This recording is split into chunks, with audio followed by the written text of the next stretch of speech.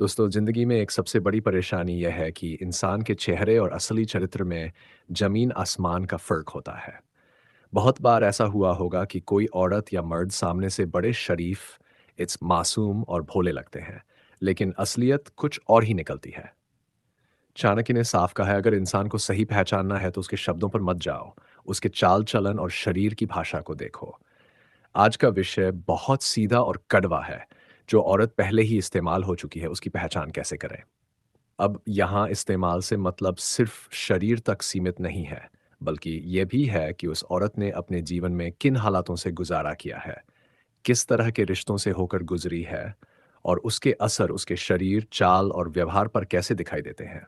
क्योंकि चाहे हम माने या ना माने, शरीर, चेहरे के हाव-भाव, चाल, ढाल और सोच सब इंसान की कहानी बयां कर देते हैं।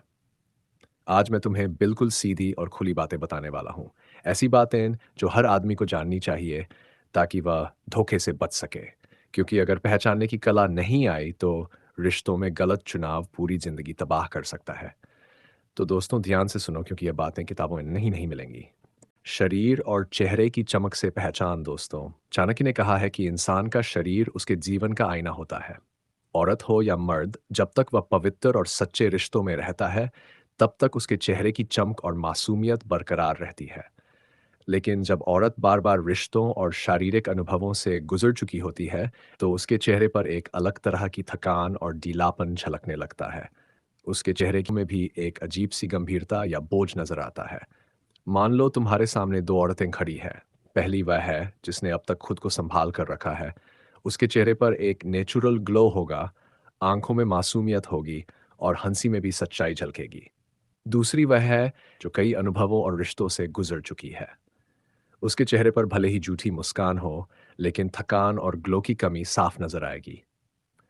ये फ़र्क हर देखने वाला तुरंत नहीं कर पाता, लेकिन ध्यान से देखने वाले को असली चेहरा कभी छिपा नहीं रहता। चाणक्य कहते हैं, चेहरे की मासूमियत और चमक इंसान की आत्मा की पवित्रता का पहला संकेत है। आवाज और बोलचाल से पहचान। आचार्य चाणक्य कहते हैं कि स्त्री की वाणी उसके अंतरतम का आईना होती है। जिस स्त्री का अतीत किसी पुरुष से जुड़ा हुआ हो, उसकी आवाज और बोलचाल में एक अलग प्रकार की निपुणता और अनुभव झलकता है। वह शब्दों का चयन इस तरह करती है जैसे उसे पहले से मालूम हो कि पुरुष को कौन सा शब्द या कौन सा अंदाज भा जाएगा। उदाहरण के लिए, निर्दोष और अप्रयुक्त स्त्री बातचीत करते समय स्वाभाविक रूप से झिझक दिखाती है। उसकी आवाज में हल्की सी कंपन और मासूमियत होती है। वह बिना सोचे समझे सीधे और भोलेपन से बोलती है।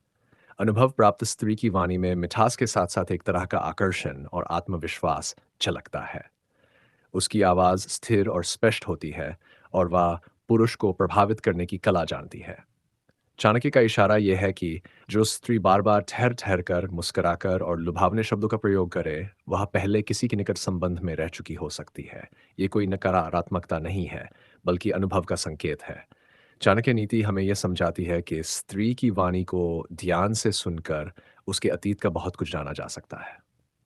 स्पर्श और शारीरिक भाषा से पहचान। आचार्य चाणक्य ने यह बात स्पष्ट कही है कि मनुष्य का शरीर उसके रहस्यों को छुपा नहीं सकता। स्त्री का व्यवहार और उसकी शारीरिक भाषा बहुत कुछ कह देती है, विशेषकर तब जब कोई पुरुष उसके निकट आए या उसके साथ थोड़ा भी संपर्क बनाए। उदाहरण के लिए, निर्दोष और अप्रयुक्त स्त्री जब पहली बार किसी पुरुष के पास आती है, तो उसके स्पर्श से घबराहट और संकोच झलकता है। उसका शरीर अक्सर सख्त हो जाता है, वह सहज नहीं रह पाती और उसका चेहरा लाल हो जाता है। लेकिन अनुभव प्राप्त स्त्री का शरीर प्रतिक्रिया में सहज और ढीला होता है। उसे पुरुष का पास आना असामान्य नहीं लगता। उसका स्पर्श स्वाभाविक और आत्मविश्वास भरा होता है। चाणक्य का संकेत है कि जिस स्त्री के शरीर में पुरुष के स्पर्श पर अस्वाभाविक घबराहट न हो और जो सहज रूप से प्रतिक्रिया दे, समझो कि उसके जीवन में पहले कोई अनुभव अवश्य रहा है। यहाँ चाणक्य का दृष्टिकोण केवल पहचान और विवेक पर आधारित है, न कि आलोचना पर। उनका मानना था कि जब कोई पुरुष विवाह या संबंध के लिए निर्णय ले, तो उसे धोखे से बचने के लिए इन सूक्ष्म संकेतों पर ध्यान देना चाहिए। आँखों और दृष्टि से पहचान। आचार्य चाणक्य कहते हैं कि आंखें मन का दर्पण होती हैं। मनुष्य अपने शब्दों से भले ही कुछ छुपा ले, पर उसकी आंखें उसके अतीत का सच प्रकट कर देती हैं। स्त्री के लिए भी यही सत्य है। उसकी नज़र और देखने का अंदाज उसके अनुभव और स्वभाव को खोलकर सामने रख देता है। उदाहरण के लिए, निर्दोष और अप्रयुक्त स्त्री की आंखों में एक तरह की लज्जा और मासूमियत होती है। पुरुष की आंखों से बिना झिझक संवाद कर सके, उसके जीवन में पहले अनुभव अवश्य रहे होते हैं। चौथा बिंदु, आंखों और दृष्टि से पहचान। आचार्य चाणक्य कहते हैं कि आंखें मन का दर्पण होती हैं। मनुष्य अपने शब्दों से भले ही कुछ छुपा ले, पर उसकी आंखें उसके अतीत का सच प्रकट कर देती हैं। स्त्री के लिए भी यही सत्य है।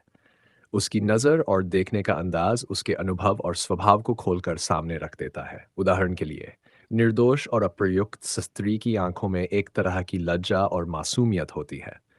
जब कोई पुरुष उसकी ओर देखता है तो वह तुरंत नजरें झुका लेती है। उसकी आंखों में एक भोला सा डर और असुरक्षा झलकती है। वहीं अनुभव प्राप्त स्त्री की दृष्टि में आत्मविश्वास और खुलापन होता है। वह सीधे आंखों में देखकर मुस्कुरा सकती है। उसकी उसकी नज़रें स्थिर और साहसी होती हैं।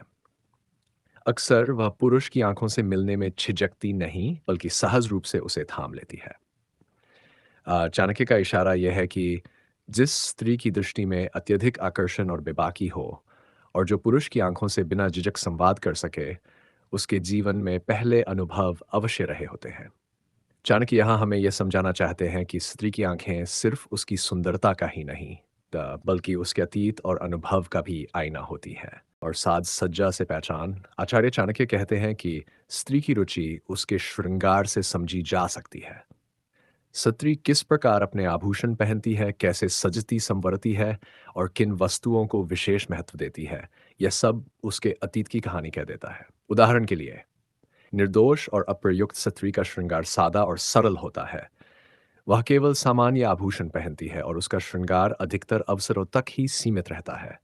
उसके चेहरे पर प्राकृतिक सौंदर्य और संकोच साफ दिखाई देता है। अनुभव प्राप्त स्त्री अपने श्रृंगार में विशेष निपुण होती है। वह जानती है कि कौन सा आभूषण पुरुष की दृष्टि को आकर्षित करेगा, कौन सी खुशबू मन को बांधेगी और कौन से रंग उसकी सुंदरता को उभारेंगे। उसका श्रृंगार सिर्फ सजने के लिए नहीं, बल्कि प्रभाव छोड़ने के लिए होता है। चाणक्य का संकेत है कि जिस स्त्री का श्रृंगार और आभूषण उसकी स्वाभाविक सरलता से अधिक आकर्षक, योजनाबद्ध और प्रभावशाली लगे, समझो कि वह पहले भी पुरुष को लुभाने और प्रभावित करने की कला जानती रही है। श्रृंगार यहाँ केवल सौंदर्य का प्रतीक नहीं, बल्कि अनुभव और जीवन के छुपे अध्यायों का संकेत बन जाता है। व्यवहार और मिलनसारिता से पहचान। आचार्य चाणक्य कहते हैं, स्त्री का वास्तविक स्वरूप उसके व्यवहार में प्रकट होता है। स्त्री का मिलनसार स्वभाव, पुरुषों से बातचीत करने का तरीका और उसके मिलने जुलने की आदतें ये बता देती हैं कि उसका अतीत कैसा रहा है। उदाहरण के लिए, निर्दोष और अप्रयुक्त स्त्री प्राय संकोची और सीमित होती है। वह पुरुषों से बातचीत में औपचारिक रहती है, बिना किसी विशेष वजह के अधिक मेलजोल नहीं करती और उसकी बातें सरल एवं सीधी सादी होती है। अनुभव प्राप्त स्त्री का व्यवहार अलग होता है। उसमें एक प्रकार का आत्मविश्वास और बेबाकापन होता है। वह पुरुषों से घुलने मिलने में झिझकती नहीं, बल्कि सहज रूप से बात करती है। उसकी बातें आकर्षक और प्रभावशाली होती हैं। चाणक्य का संकेत है कि जिस स्त्री का स्वभाव अत्यधिक मिलनसार हो, जो पुरुषों के बीच आसानी से खुल जाए और उनकी भाषा में सहज रूप से संवाद करे, उसके जीवन में पहले अनुभव अवश्य रहे होते हैं। यहाँ चाणक्य हमें यह सिखाते हैं कि व्यवहार केवल आदतों का परिणाम नहीं होता, बल्कि अतीत के अनुभवों की छाप भी उस पर साफ दिखाई देती है।